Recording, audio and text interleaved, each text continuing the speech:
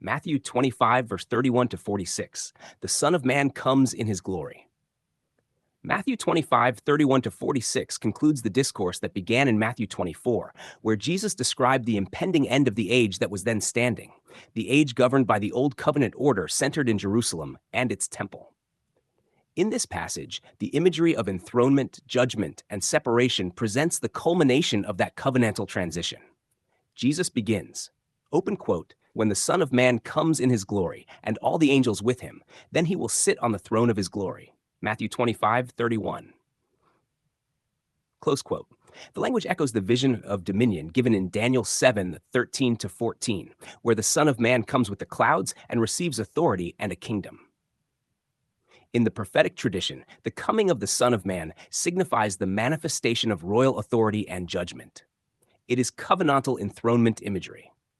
The coming described is not a distant end-of-world event, but the vindication of the Messiah and the exercise of his authority within that generation, just as Jesus had repeatedly declared earlier in the discourse.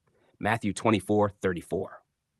All the nations being gathered before him reflects a familiar prophetic courtroom scene.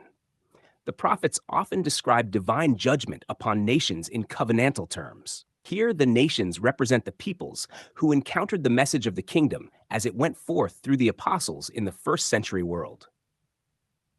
Jesus describes the separation, open quote, "He will separate them one from another as a shepherd divides his sheep from the goats."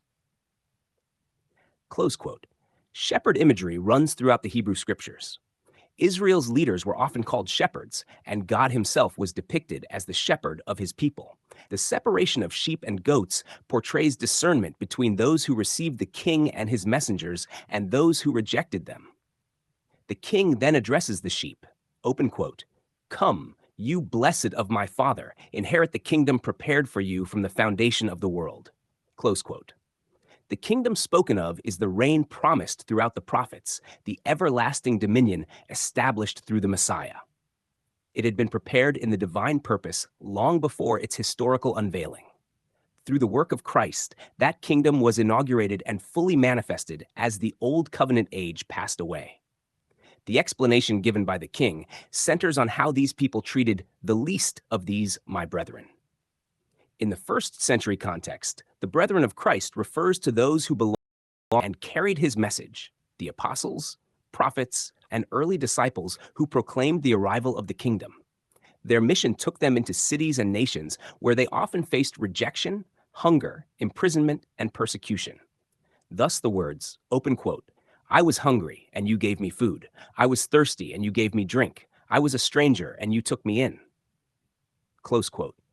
The identification of the king with his brethren reflects the unity between Christ and those sent in his name. To receive them was to receive him. To reject them was to reject him. This principle had already been stated earlier in the gospel, Matthew 10, 40 to 42.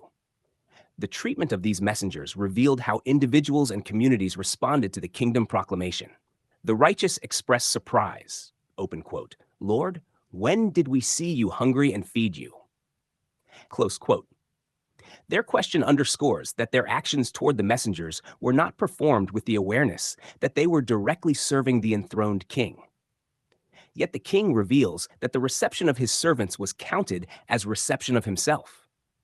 The goats, on the other hand, are those who refused such reception. They did not welcome, assist, or care for the messengers of the kingdom. Their rejection of Christ's brethren demonstrated their rejection of the king whose authority they carried. The verdict is then pronounced. To the sheep, open quote, "These will go away into everlasting life," close quote. The phrase describes participation in the life of the kingdom, the covenant life secured through the completed work of Christ. This life is the promised inheritance of the new covenant, the life of the age that was dawning as the former age came to its end.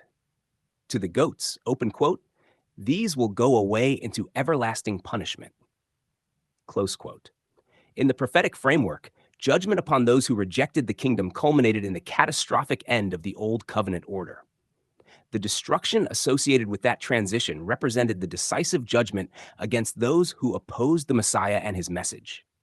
Throughout this passage, the king sits enthroned as judge of the nations. revealing the outcome of humanity's response to the gospel proclamation in that first century generation. The separation of sheep and goats portrays the unveiling of those who belong to the kingdom and those who remained aligned with the fading covenant order. Thus, Matthew 25:31-46 stands as the closing scene of the Olivet Discourse. The Son of Man vindicated, the kingdom inherited by those who received it, and the old age brought to its final judgment, as the reign of Christ is openly established.